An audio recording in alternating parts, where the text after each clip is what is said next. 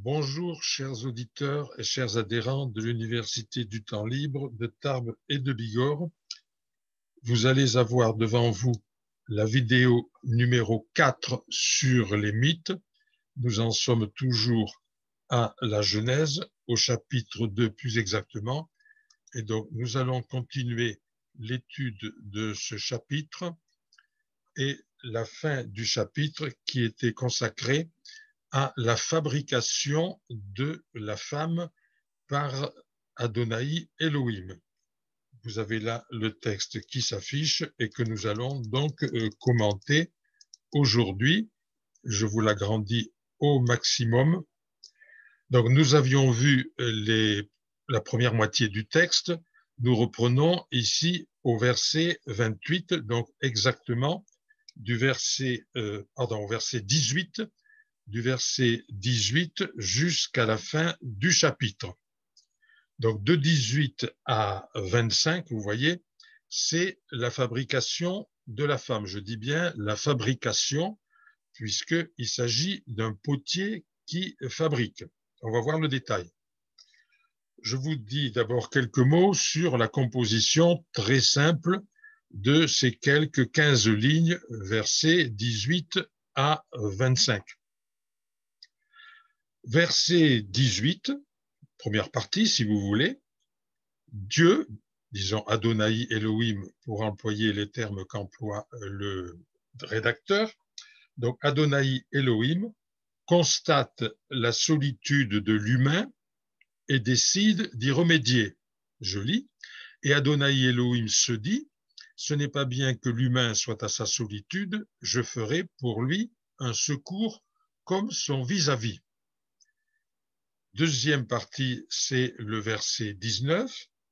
Adonai Elohim fait un premier essai en créant les animaux. Je ne lis pas tout. Modelage, ordre du muscle, tous les vivants, etc. On le verra en détail. Donc, premier essai, fabrication de tous les animaux. Il s'agissait pour Adonai Elohim de donner donc un vis-à-vis à l'humain.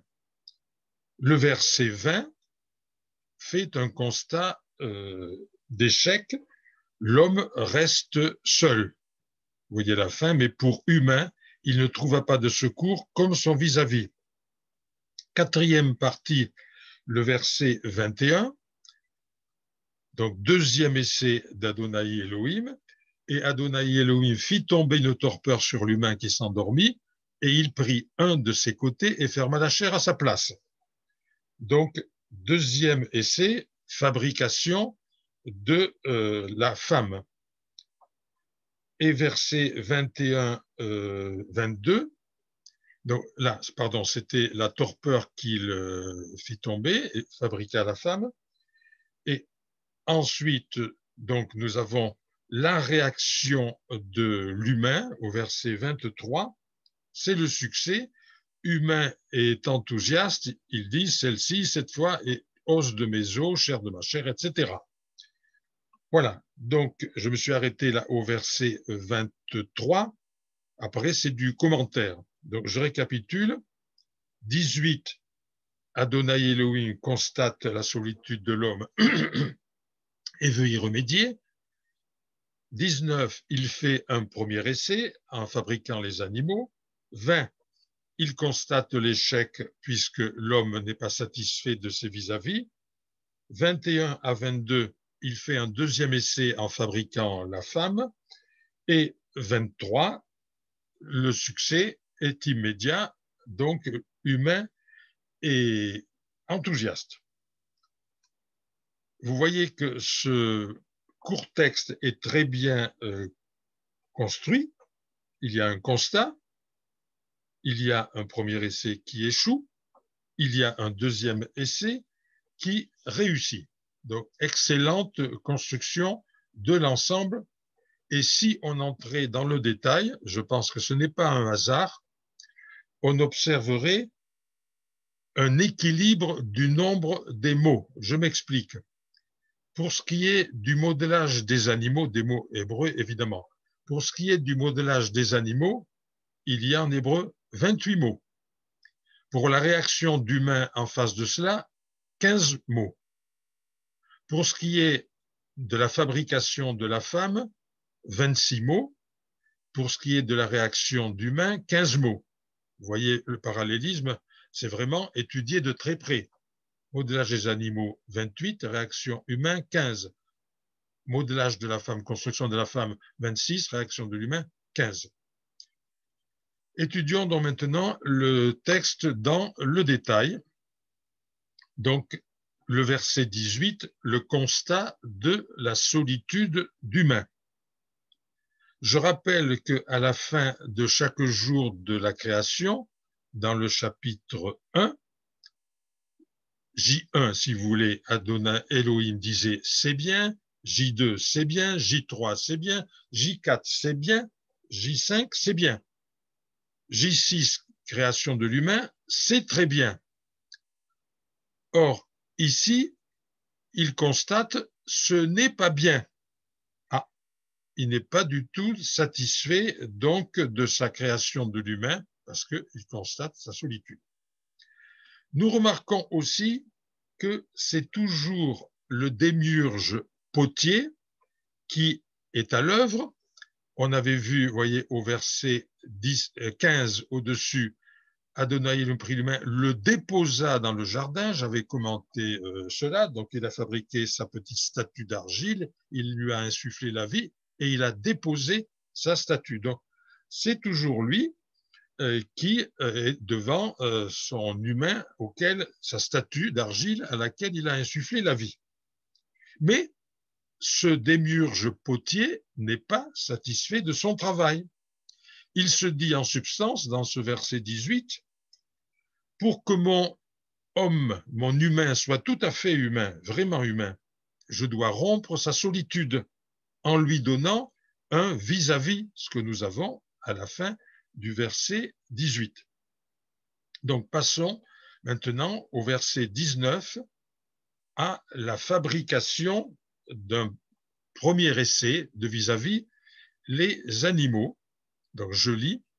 Et Adonai Elohim modela hors de l'humus tous les vivants des champs et tous les volatiles des cieux, et les fit venir vers l'humain pour voir ce qu'il leur criera, et tout ce que lui criera l'humain à un être vivant, c'est son nom. Donc, nous voyons dès le début, notre potier se remet à l'œuvre. Adonai Elohim modela hors de l'humus, etc.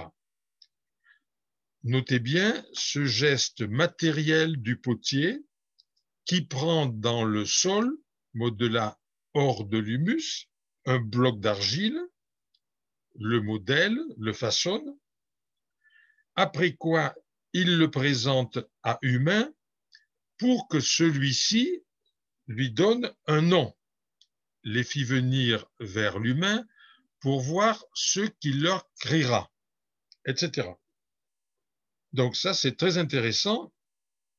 C'est humain qui va donner un nom à tous ces vivants que vient de fabriquer Adonai Elohim. Cette expression, donner un nom, vous avez ici avec le verbe crier, mais ça revient au même, il va crier le nom, donc il va le donner, est très importante à la fois dans la Bible et dans la littérature du Proche-Orient. Donner un nom, c'est beaucoup plus fort pour eux que pour nous. Ça signifie faire exister la chose à laquelle on donne un nom. Car le nom, de même d'ailleurs que l'image au sens large du terme, de même que tout signe qui a un lien avec la réalité. Donc le nom, l'image, a un fort lien avec la réalité, ça lui donne une existence. Autrement dit, nous avons là évidemment un résidu de mentalité magique. Mais vous avez du même coup l'explication très claire pourquoi humain doit crier un nom à ces argiles fabriquées par Adonai Elohim, qui sont les différents animaux. Donc, en leur criant un nom, il leur donne véritablement l'existence. Autre observation à ce sujet, en nommant ainsi les animaux donc en leur donnant véritablement l'existence. Humain exerce sur eux le rôle souverain que Adonai Elohim lui avait attribué dans le chapitre 1 de la Genèse, vous vous y reporterez, et donc il les intègre ainsi dans son monde humain pour qu'il lui soit utile. Vous voyez là un lien entre chapitre 1 et chapitre 2.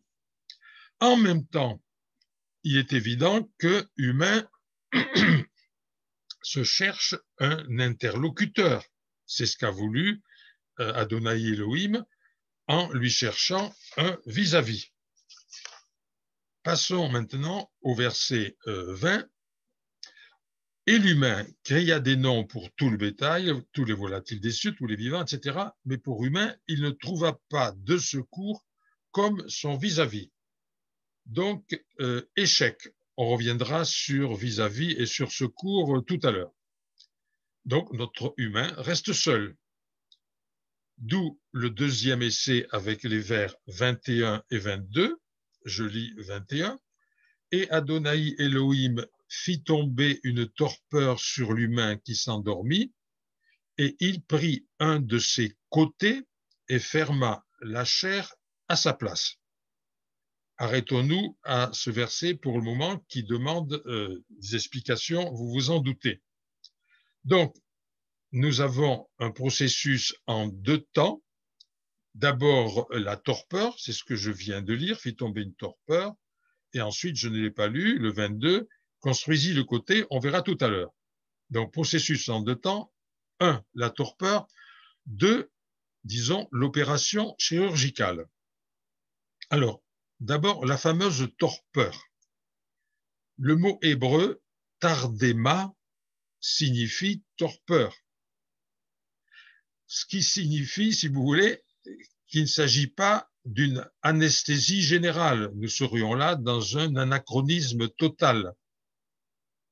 Donc, humain n'est pas anesthésié. Simplement, le mot hébreu, tardema, torpeur, indique un sommeil profond. Je vous fais grâce de toutes les références, elles sont nombreuses, donc il y en a beaucoup dans l'Ancien Testament qui nous montrent l'emploi de ce fameux sommeil profond, tardema. Il s'agit chaque fois de cela. Vous avez des dizaines d'exemples dans l'Ancien Testament. Donc, c'est un sommeil profond qui permet ensuite de faire ce que nous appelons, disons, l'opération chirurgicale. Ce n'est bien une tout de même. Donc, passons à l'opération chirurgicale. Et Adonai Elohim, non, pardon, je reviens un petit peu en arrière, il prit un de ses côtés et ferma la chair à sa place. La traduction de Vénin, un de ses côtés, est rigoureuse et vous sentez bien qu'elle va contre la traduction traditionnelle, la fameuse côte d'Adam. Il ne s'agit ni d'Adam, puisque c'est l'humain, ni de la fameuse côte. Le mot hébreu, c'est tchéla, je vous le montrerai tout à l'heure dans le lexique. Donc, ce mot hébreu, tchéla, signifie bien côté. Alors, je vous donne quelques exemples. La fameuse arche d'alliance qui a accompagné les Hébreux dans leur traversée du désert. Eh bien, dans l'arche d'alliance, on retrouve ce fameux tchéla pour désigner un côté de l'arche. Dans le désert, elle était d'abord sous forme d'un tabernacle. On retrouve tchéla pour désigner l'un des côtés de ce tabernacle.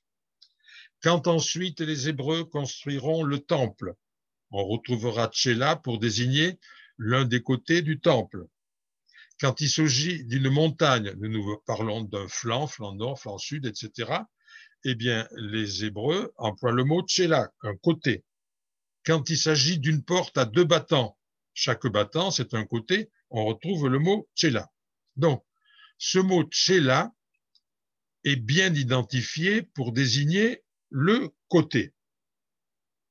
S'il le fallait, nous avons une preuve supplémentaire de cette valeur, mais vous voyez que toutes ces références déjà suffiraient, mais enfin, j'ai eu l'occasion de vous parler de la fameuse traduction des Septante, la traduction grecque, faite à partir du texte hébreu, mais faite à partir d'un texte hébreu différent du texte hébreu qui est à la base de nos traductions courantes.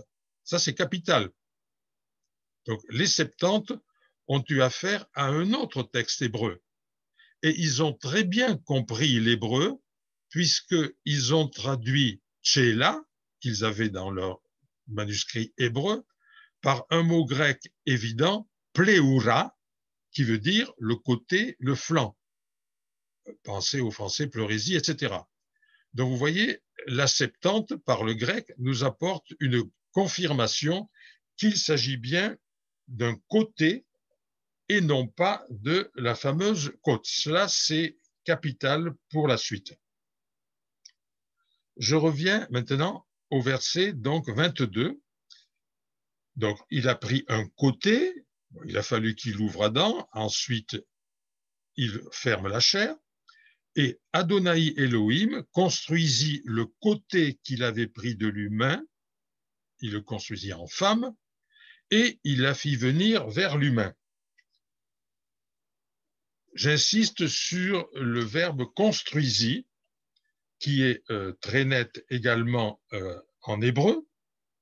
Donc, c'est bien construire, bâtir, c'est de cela qu'il s'agit, même si vous avez des traductions différentes, mais à la base, c'est bien construire, bâtir. Vous remarquez qu'avec ce verbe construire, bâtir, on reste tout à fait dans le champ sémantique des emplois architecturaux du mot côté que j'avais relevé tout à l'heure. Et bien sûr, avec ce verbe, on a une modification importante puisqu'il va faire un travail spécial qui va aboutir à la fabrication de la femme. Je conclus là-dessus, donc sur ce fameux côté. Vous voyez que le texte est très clair, avec côté, avec construisit. La traduction du mot hébreu tchéla par côté s'impose. Alors, voyons maintenant ce qui s'est passé. Autrement dit, puisqu'il a pris un côté, Dieu, bon, je simplifie un petit peu pour aller plus rapidement, coupe en deux humains qui jusque-là étaient sexuellement indifférenciés. Alors on peut se poser la question, s'il était sexuellement indifférencié, avons-nous affaire à un androgyne? C'est pas impossible, mais nous ne pouvons pas répondre de façon claire parce qu'il nous manque des récits parallèles dans le Proche-Orient. Donc, androgyne ou pas, peu importe, mais notre humain était sexuellement indifférencié, on le déduit de la suite. Donc, l'important n'est pas là, à savoir s'il était androgyne ou pas, il était sexuellement indifférencié. Voyons la signification, c'est cela qui est capital. Notre homme primordial, humain, a perdu un côté. Autrement dit, il a perdu la moitié de son corps. Pensez à tous les emplois de côté que j'avais signalés tout à l'heure. Donc, il a perdu la moitié de son corps, et avec cette moitié que lui a enlevé Dieu, eh bien, évidemment, il se retrouve incomplet. Bon, ça, c'est le premier point. Donc, Dieu a pris la moitié de son corps, du coup, il est incomplet. Deuxième point, Dieu consacre la perte qu'a subi l'homme, le côté qu'il lui a enlevé, par la différenciation sexuelle de la femme. J'anticipe un peu, mais c'est bien cela. Troisième élément de signification, chacun des deux, humain et puis la femme qui est issue de l'un de ses côtés, ne pourra être défini, c'est évident, que comme le vis-à-vis de l'autre. C'est capital pour la conception de la Genèse. Quatrième point, puisque là, nous en avons deux. deux vis-à-vis, et chacun n'étant défini que par rapport à l'autre. La présence donc de l'autre renvoie chacun des deux à sa propre image d'être manquant, puisque humain a perdu une moitié et la femme qui en est issue n'est qu'une moitié. Donc chacun des deux est bien un être manquant. C'est également une considération très importante pour le chapitre. Pour compléter un petit peu cette signification, je reviens sur le verset 18. Je ferai pour lui un secours comme son vis-à-vis. Quelques mots sur le mot secours. Le mot secours en hébreu, c'est Ezer, dont les emplois dans la Bible sont toujours éclairants pour notre chapitre 2 ici. Quand il s'agit de Ezer, secours, c'est toujours à propos d'une intervention indispensable pour sauver quelqu'un, donc secours vital, le sauver d'un péril mortel, et c'est presque toujours le fait de Dieu. Donc vous voyez qu'il s'agit d'un mot important que ce secours, intervention capitale pour sauver quelqu'un d'un péril mortel. Nous revenons maintenant à vis-à-vis. Donc le vis-à-vis, c'est l'autre, c'est quelqu'un qui est en face. Et à partir de là, évidemment, on peut imaginer toutes sortes de relations entre les deux. Je continue. Et il la fit venir, à la fin du verset 22, vers l'humain. Il la fit venir, vous vous en doutez, c'est une expression très concrète. En langue, on parle ici de verbes factitifs. Exemple très clair, quand on dit César fit un pont. En latin, Caesar pontem fecit. C'est évidemment, ce n'est pas César qui a construit le pont de ses mains. Donc, fit un pont, il fit faire un pont. Eh bien, ici, c'est exactement la même chose. Le verbe hébreu qui est traduit ici, c'est le verbe bo, qui veut dire faire venir, qui est donc ce qu'on appelle un factitif ou un causatif. On fait faire quelque chose. Donc, imaginons la scène. Il vient de fabriquer la femme. Il l'a fait venir vers humain, vers Adam. On a un petit peu l'impression qu'il s'agit d'une offrande. On peut même matérialiser, je dirais, la scène. Dieu prend la femme et la conduit vers humain. On songerait presque, pourquoi pas, à une scène de mariage. Mais c'est un petit peu cela, puisque ce verbe faire venir est très concret. Passons au verset 23, donc la réaction enthousiaste d'humain. Je lis. Et l'humain se dit, celle-ci, cette fois-ci, est os de mes os, chair de ma chair. À celle-ci, il sera crié femme, car d'homme a été prise celle-ci. L'hébreu va nous éclairer ce verset très précieux.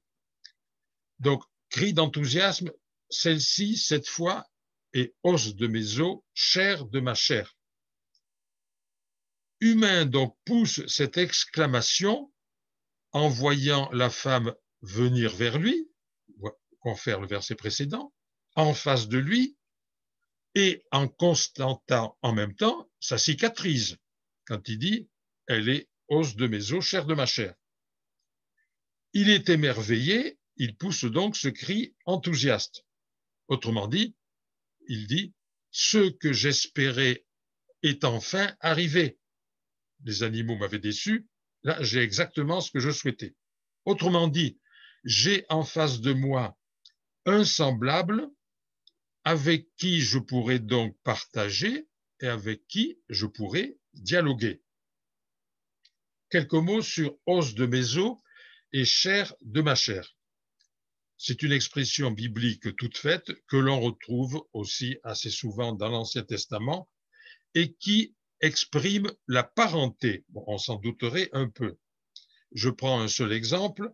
Quand Jacob arrive chez son oncle Laban, son oncle le salue ainsi, tu es sûrement mes os et ma chair. Expression, vous voyez, du lien de parenté. Donc, os de mes os et chair de ma chair signifie la parenté. Plus obscur apparemment, à partir du français, du moins, c'est la suite. À celle-ci, il sera crié femme, car d'homme a été prise celle-ci. Donc, il sera crié. Rappelez-vous tout à l'heure, lorsque humains étaient invités à crier leur nom aux animaux. Alors, on traduit ici, il sera crié.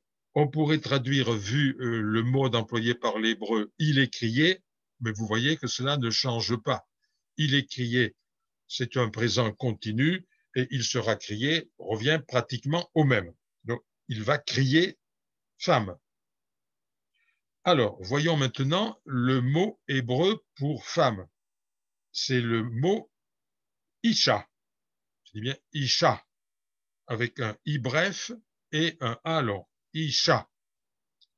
Et l'homme, l'humain, c'est le mot ish, avec un i long. A priori, nous dirions, bah oui, c'est évident, isha, c'est de la même famille étymologique que ish. Et non, pas du tout.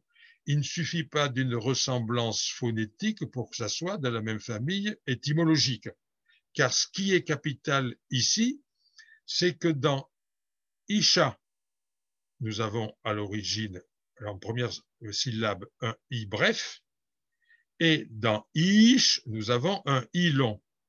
Alors, pour nous, Français, les brèves et les longues, cela ne nous parle pas, mais dans des langues anciennes comme l'hébreu, comme le grec aussi, pensez à epsilon et eta e, à omicron o et à oméga o. Donc, vous l'avez en grec, vous l'avez en hébreu, et c'est capital dans ces deux langues qu'on ait une brève ou une longue. Donc, j'insiste, il y a bien homophonie, mais il n'y a pas étymologie réelle. Et je rappelle à l'occasion que les sémites, les orientaux en général, aiment bien rapprocher des mots par des parentés homophoniques. On l'avait vu chez les Mésopotamiens. Passons maintenant donc au verset 24. Le récit est terminé et c'est l'auteur du récit qui commente. Je lis. Sur quoi homme abandonnera son père et sa mère et s'attachera à sa femme et ils deviendront chair unique. Oh, c'est un verset qui en a fait couler de l'encre et duquel on a tiré beaucoup de considérations théologiques. Il faut l'examiner de près. Donc, on voit bien que c'est le commentaire de l'auteur. Il ratifie donc notre auteur l'attrait mutuel et il constate évidemment ces liens nouveaux qui sont plus forts, nous dit-il, que ceux de la filiation. Homme abandonnera son père et sa mère et s'attachera à sa femme. Sur quoi, autrement dit, c'est pourquoi, oui, qui introduit la réflexion de l'auteur. Alors, regardons un peu l'homme humain, bien sûr, hein, humain, abandonnera son père et sa mère. Il s'agit bien ici, bien sûr, de Eros, du désir érotique, du désir amoureux, du désir d'union physique. Donc, Eros est si puissant, nous dit la Bible ici, qu'il l'emporte sur les liens considérés traditionnellement comme les plus forts, les liens de parenté, parent-enfant. Il est évident que l'auteur connaît la coutume millénaire qu'on retrouve dans tout le Proche-Orient ancien, la femme quitte le clan de ses parents et entre dans le clan de son mari. Oui, c'est déjà cela. Mais ici, si nous regardons bien, on voit que c'est encore beaucoup plus audacieux. Ce n'est pas seulement le passage d'un clan à l'autre, il y a le s'attachera à sa femme. Donc il y a quelque chose de supplémentaire. Autrement dit, l'auteur prend la coutume, il est environné par cette coutume, mais il va encore plus loin. S'attachera à sa femme. il faut en dire aussi quelques mots. Donc, le verbe utilisé ici vaut pour l'attachement de humain à sa femme. Il vaut également pour l'attachement à Dieu, c'est très fréquent dans l'Ancien Testament, pour l'attachement donc à Dieu et à ses commandements, mais vous voyez que c'est le même verbe pour l'attachement de humain à sa femme par le moyen de éros, du désir amoureux. Et ils deviendront chair unique. Alors, ils deviendront ou ils deviennent, ça ne change rien. Il faut ici s'attarder un moment sur le mot hébreu bazar. Ce terme biblique bazar, que nous sommes obligés, faute de mieux, de traduire par chair, il faut voir ce qu'il désigne. En traduisant par chair, nous sommes tentés de penser à corps. En quoi nous aurions tort, car il se trouve que l'hébreu n'a pas de terme spécifique pour corps, c'est bizarre mais c'est ainsi, et n'a pas non plus de terme spécifique pour âme. Je compare avec le grec, si vous voulez. En grec, nous avons soma pour le corps, la chair, et psyché pour l'âme. Donc en hébreu, bazar, ce n'est pas le corps, bien que nous soyons obligés de traduire par chair. Et puisque je disais qu'il n'y avait pas non plus de terme spécifique pour âme en hébreu, il y a un terme en hébreu, népèche, qu'on avait d'ailleurs déjà vu, qui signifie le souffle, la respiration. Oui, mais ce n'est pas ce que nous mettons, ce que déjà les Grecs mettaient dans psyché, dans l'âme. D'où, petite parenthèse, le fameux problème de l'immortalité de l'âme dans le judaïsme, puisque vous voyez, pendant longtemps, ils n'ont pas ce concept d'âme, avec nefesh qui est simplement le souffle. Donc revenons à bazar, que, faute de mieux, nous traduisons par chair. Le mot hébreu désigne généralement l'homme tout entier. Ce n'est que beaucoup plus tard, dans le judaïsme tardif, c'est-à-dire influencé par la pensée grecque, la pensée hellénistique, donc après Alexandre, après 300, si vous voulez. Donc, le judaïsme, vivant dans un monde grec, sera influencé par cette pensée grecque. Et à ce moment-là, ils prendront un peu les notions des Grecs et ils feront l'opposition corps-âme. Mais ici, nous n'en sommes pas là, nous sommes bien des siècles avant, donc il ne s'agit pas de la chair. Autrement dit encore, quand il y a bazar ici, il n'y a pas évidemment l'idée d'union charnelle. Alors, que retenir de ce fameux verset 24? Sur quoi homme abandonnera son père et sa mère et s'attachera à sa femme, et ils deviendront chair unique. 2-3 points.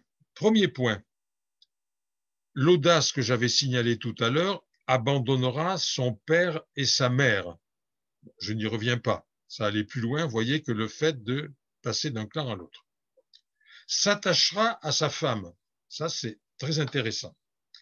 Parce que les références aux autres textes de l'Ancien Testament où on voit ce verbe s'attacher à, c'est toujours dans un contexte, je dirais, érotique. Exactement comme notre passage. Et je dis bien, il s'agit d'un contexte érotique. Par exemple, lorsque un héros de la Bible, de l'Ancien Testament, désire une femme, qu'elle soit la sienne ou qu'elle ne soit pas la sienne, ce qui est arrivé à David, ce qui est arrivé à Salomon et à tous les rois de la Bible, évidemment. Donc, lorsqu'il désire une femme, on a ce verbe s'attacher à. Donc, vous voyez, s'attacher à marque essentiellement le désir érotique.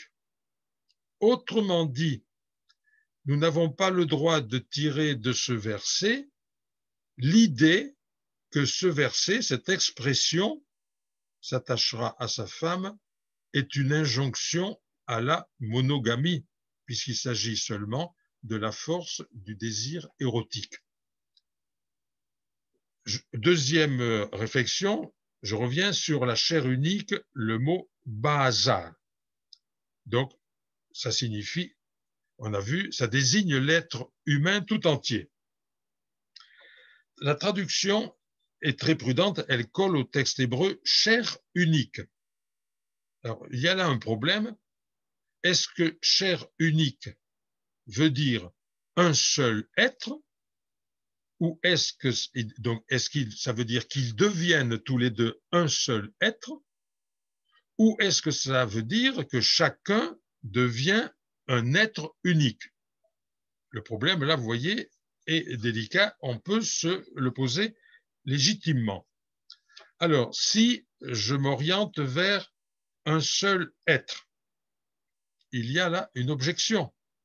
L'auteur vient de nous raconter en détail et longuement qu'à l'origine, il y avait humain, qu'il en a pris un côté, qu'avec ça, il a fabriqué un second être.